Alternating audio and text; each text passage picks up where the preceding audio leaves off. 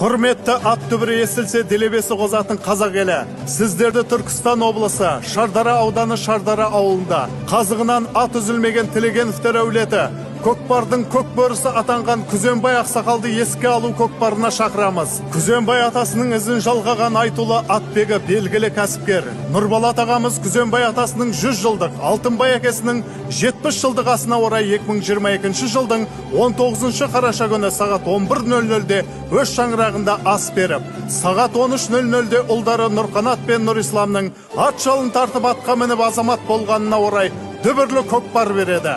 Көкпардың жүлде қорына Нұрболат ағамыз 10 миллион теңге, 2 автокөлік, 5 тай түйе бастаған 9-дар тігеді.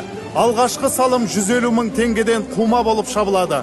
Олай болса барша атқа мінер азаматтарды 19 қараша күні Шардара ауылы Тұрысбек қажы атшабар алаңында күтеміз.